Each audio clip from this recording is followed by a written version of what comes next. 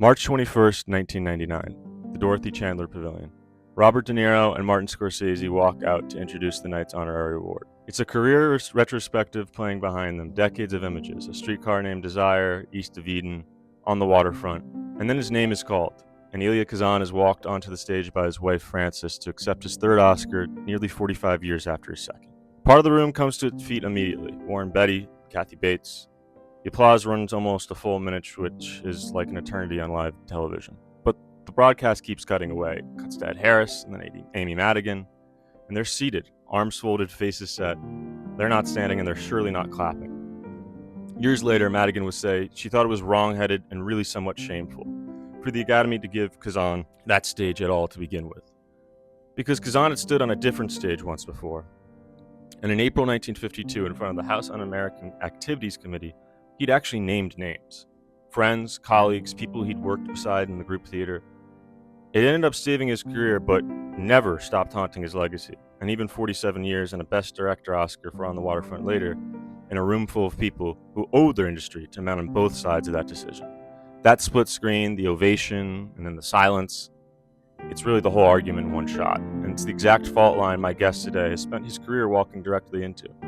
Billy Shebar is a documentary filmmaker, and in 2022, he and co-director David Roberts made a short called High Noon on the Waterfront.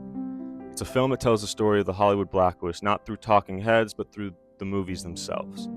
Billy has spent his career finding the human story hiding inside history, whether that's the Hollywood Blacklist or the strange singular voice of Meredith Monk. Today we're going to go inside two of his most personal projects: High Noon on the Waterfront and Monk on Pieces. This is episode 1 of Industry Interviews on the Beneath the Bloom podcast.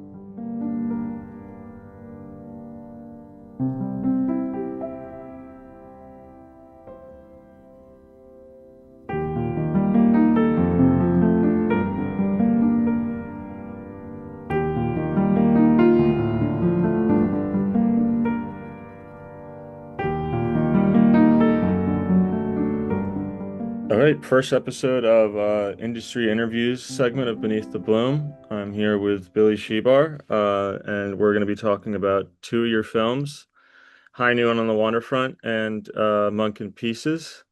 So, let's start with High Noon on the Waterfront. Walk us through how you got this project started. I know you and David Roberts landed on pairing High Noon and On the Waterfront as a way into the whole Blacklist story. But what made those two films the right lens rather than a more straightforward historical documentary approach?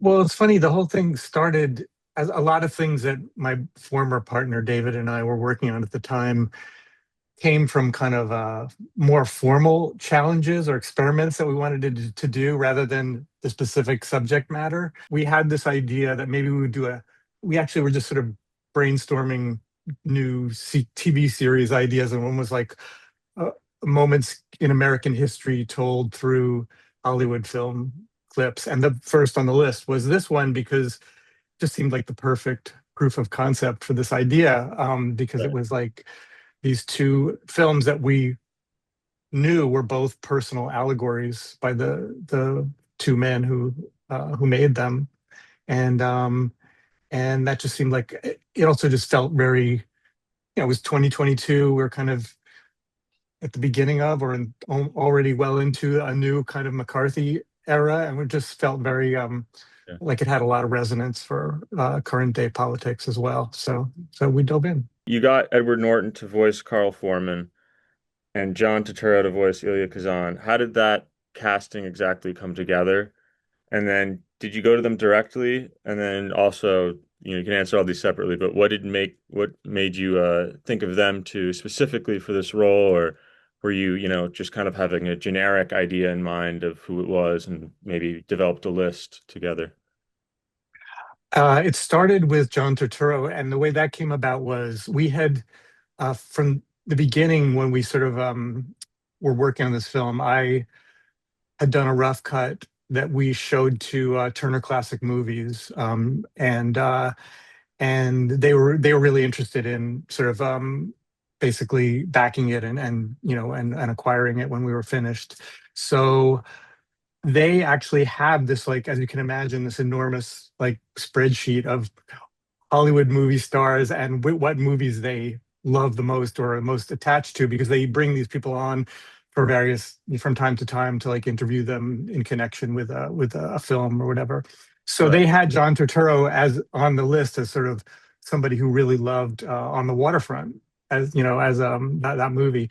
So we approached him first. He agreed. And I only found out later, actually, when we were in the like waiting room before he did the voiceover.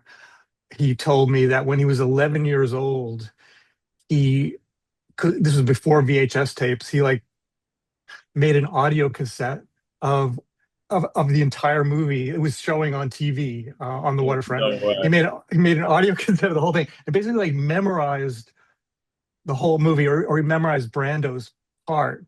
And when he started auditioning as a young actor in his teens, he would do the Brando monologues from On the Waterfront in his Of course. auditions. Yeah, yeah, no. So he was That really into it, and he was great. He's just a very generous person. So then once we had him, I think then it becomes easier once you have somebody of that right. caliber. You know, Of then course. we approached. I think Edward Norton, my partner David, approached through his agent, and he was kind of the perfect contrast in terms of voice quality. Like Edward Norton has this kind of almost like a tenor clarion Yeah. clear kind of voice. We needed, obviously, we needed contrast between the two voices, and it just worked out really well in the end. They were both great to work with. You know, when you're working with actors of that caliber doing a voiceover, to see their performance get deeper from Yeah. take to take, it's just a great thing to watch. Yeah. It's cool to hear them dive deep into a role that doesn't include their body whatsoever, but still having to go through the whole aspect of building a character and understanding a character just through the voice. Kazan and Foreman, they take completely opposite paths when it comes to the House on Activities Committee. As filmmakers, how did you try to stay like even-handed in that approach? Or was it, you and David sat down, you're like, oh, we definitely, if we were in that position, we would have been Kazan or, whatever. Like how do you guys sit down and sort of delineate over that? Well, I'm never really interested in films that have neat moral answers to anything. I think Right. what makes any film interesting, whether it's fiction or nonfiction, is the kind of moral ambiguity, and seeing how characters behave under pressure when they're forced to make a decision like Yeah. this. And and I think it's really interesting to look in detail at it, and instead of just saying he was right and he was wrong. I mean, both guys suffered. The fault was in the impossible choice that these people were being asked to make in that moment, which was, rat on people who happen to see at a meeting of the Communist Party, or lose your livelihood as a writer or a director in Hollywood. It was, truly awful. Right. When Elia Kazan won his lifetime achievement award in 1999, I think it was, you could still see that it was like a sore point with a lot of people. Some Oh, people in the audience just sort of sat there and refused to applaud. I think there were like a couple of hundred people demonstrating outside that's crazy. of the theater at that time. It just shows Yeah. how it still kind of was an open wound. Did you guys go back and watch that at all or I mean, I came across that and right. watched it. It was kind of interesting to see, Right. to see like, because it's a very fundamental split among, I think, a lot of people who are in the entertainment industry, or even, outside of it, is just like, can you forgive, you know, can you judge the work of art and not the artist, at the same time? Right. And people have different feelings about that. I kind of feel like actually you can hold both things in your head. You can think that Kazan was a brilliant director. Was he morally flawed? Did he make a flawed decision? Yes. But does Yeah. that mean we should like cancel his incredible work? No. So You use Hollywood film clips themselves to help tell a piece of American history. What did that approach let you do that a more like traditional talking heads documentary wouldn't let you do necessarily? well, like I said before, I'm not really that interested in making conventional Right. documentaries anymore. I mean, I think I did a lot of spent most of my career working in TV, a lot of public TV and stuff like that. Within that constraint, where those are the conventions in which you Yeah. sort of have to stick if you're going to do those kinds of things. And I think, in the last kind of 10, 12 years, I've just wanted to get out of that and try and experiment and look for different ways to tell a nonfiction story that didn't involve talking heads. So one Yeah. way is kind of creative use of archival footage. I've done a lot with animation, and so that's really why I made that choice. And I think it worked pretty well in this case, Oh yeah. because these films were such clear allegories. So you could lean on the scenes and go back and forth between the scenes and some documentary footage of the actual House Un-American activities in Yeah. action. Okay, yeah. Monk in Pieces. I thought this one was really interesting, and I thought you did a lot of really cool things with this documentary. Um, as I know, and as you know, her work spans so many different forms and avenues in art. So how do you approach doing a documentary about someone's that work that spans such a variety of different manners or ways to sort of touch people? In some ways, it's easier because of what you're describing. The fact that she was an interdisciplinary artist and not just a composer or a performer meant that there was already this like very rich variety of archival material, her own archive and elsewhere to work with. Then it becomes, how do you put it all together and structure it? And again, I think her approach to her theater pieces, which is non-linear, like she doesn't tell a linear narrative in any of her theater works. They are mosaic in their approach. Right.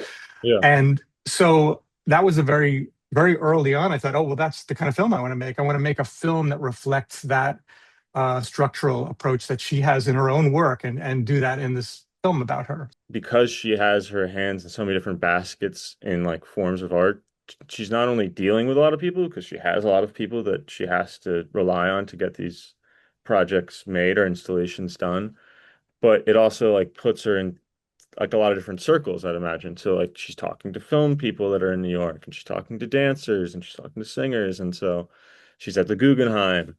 Mhm. And I thought that really came across well in the film. Thanks. Yeah, of course.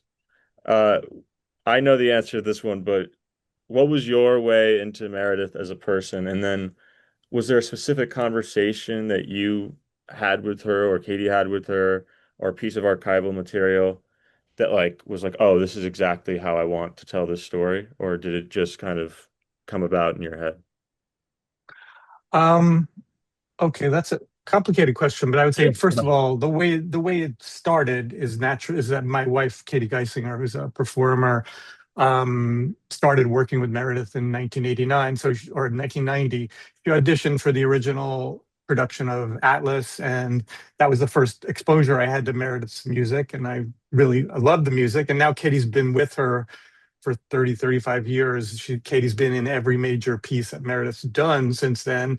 So I've had this like front row seat to her developing work, and also gotten to know her and develop and build, have a relationship with her where she trusted me. She gave me not just that trust, but also the freedom to make put my own interpretation on her work, because I was combining visual material from one piece with music from another. I was able to recombine things in a way that she never necessarily intended them to be, but she gave me that her blessing and that freedom to do that, and that was really huge, very generous of her, and that made it all possible. Monk's work is very sort of rooted in the human voice as an instrument. Was that a challenge for you as a filmmaker? It sounded like to me it kind of wasn't from how we've spoken so far, but translating something that's like so sonic and physical though into a visual narrative form. I mean, yes, music is like the voice first, and music in general is central to her, who she is. I mean, I Yeah. think she sees herself, she's good at all these things. She's an interdisciplinary artist, but she sees herself as a composer first. And Yeah. and her compositions come from these years of experimenting on her own voice and Yeah. creating her own vocabulary of the voice. So we, I made the decision early on to put the music front and center. Basically all the pieces that we created for the film, the mosaic pieces, each one is pretty much inspired by or driven by one musical composition of hers. Okay. And it was a matter of kind of pairing. Some of them, it was a very obvious connection to a certain kind of visual material. Other times Right. other times I might have had an idea for a visual approach to a subject, and then I'd have to search for the right, piece of music. So it went both ways. But either way, the music was always front and center. And there are long stretches where all you're hearing is her singing, Yeah. and Yeah. seeing Definitely. something. You're not hearing voiceover is very sparely used, Yeah.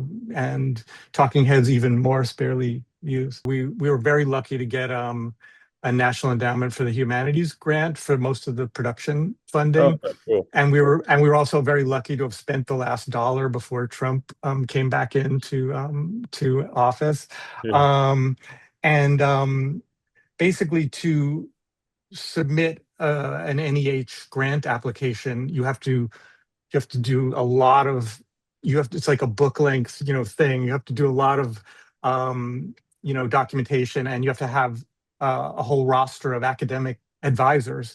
So we put together Hirsch Sisodio, who is an associate producer who worked on that application, put together like a group of uh, 9 academic advisors who had some connection or had done some work that was in Meredith's area, and then it was like, okay, well, we have these 9 people. It's not really the kind of film where I'm going to do talking head interviews with them, but maybe I'll just do a Zoom interview with all Yeah. of them. And then it was like, okay, we could actually make this sort of really a musical piece out of it by kind of like deconstructing the Zoom format and let them kind of drift around and collide into each other and talk over each other, and it was a blast. The other thing that I thought was really cool is she speaks a lot, which is there's a little bit of sort of discourse or dialogue on her sort of partners or what she calls her life partners.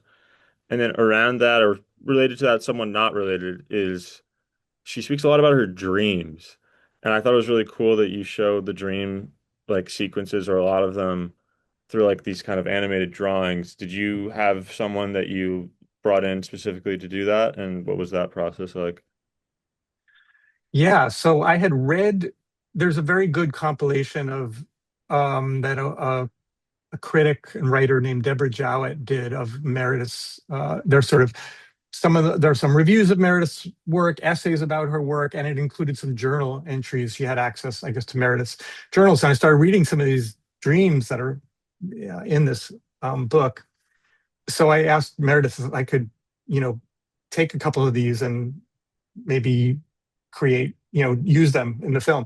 Yeah, And she agreed, and she let me actually open the actual physical notebooks themselves from the 70s, which was very cool, very cool. and film, scan them. And I had been working on another project with an animator named Paul Barrett. Having worked with him on another project, I thought, oh, actually, he'd be perfect to do these, Meredith Monk dreams, because there's something about his style that's a bit childlike and a bit surreal, and it just kind of, the vibe of it really worked for me. So he's also like just wonderful, wonderful person to work with, and he loved Meredith's music. What do you hope that someone unfamiliar with Meredith Monk's work would take away from her career, but also just from your film, and where should they go next once the credits roll? Like, how would you say, oh, this is the thing you should start with Meredith Monk? I mean, everybody's going to react differently. A lot of people react to it just as a film about somebody they never knew and now they know, the Yeah, first time. Other people knew her work. I mean, I don't know. It's always the most rewarding thing. Like that guy at Telluride, when a younger person sees it and it really affected them, that's to me the like best reason to be doing what I do. Like we were at a screening. I think it was at the Lisbon a Lisbon Indie Lisboa documentary festival in Portugal. I was there with Katie, and after the film, a young woman who's a singer, she was like 20 years old or something, came up to Katie and said, "My life is divided in two parts now. Before I saw this film and after I saw this film." Wow. I was like, okay, it doesn't get any better than that if you're a filmmaker, Yeah. hearing that you had an effect like that on somebody. So, but I think different people, some people who want to actually, some people see it who are artists or singers themselves, and then they end up going to like Meredith has lots of workshops. So there are a lot of opportunities in New York and elsewhere for people to you know, to actually uh, try out her approach to singing and moving and interdisciplinary art. She has many workshops in her loft in New York. They teach all over the world. So that's kind of the next step if you're a performer that way. What are you working on next, and is there anything you can let us know about it? Yeah, I'm in very, very early stages, so I don't want to say too much about it Yeah. of a new film about a completely different topic. But uh, I started getting interested in geopolitics and kind of the kind of unraveling of the American-led world order, which that we're seeing. So I want to do kind of a something very different from the talking heads driven, kinds of things you might see on that topic, Yeah. with Paul and my other key collaborators. So that's kind of what I'm doing. Is there, last question, is there a subject or a person? I've asked my dad many times about this, like, like the thing that got away, like you wanted to write a book about, Mhm. Abe Lincoln or something, right? Is there Mhm. something like that where you're like, oh, I wish I could have done this, but it wasn't the right time, or you didn't know the right way to tell it, as you're saying, you're that there's this kind of shift away from talking heads films. Was there ever a point like that for you? I can't say there's one that got away necessarily, but I guess I've always been sort of, I mean, I was a philosophy major, and I've always been kind of interested in, is there some, and there's some fascinating eccentric figures, in that world, like one in particular, Ludwig Wittgenstein, who I kind of studied as an undergrad and was kind of fascinated by. And there are some great stories around him that I thought, oh, this would be an interesting film, maybe a short film. But I guess if there's one kind of type of character or area that might be that. Gotcha. Gotcha. So. All right. Well, thank you so much for doing the episode. Thank you, Ben. Yeah.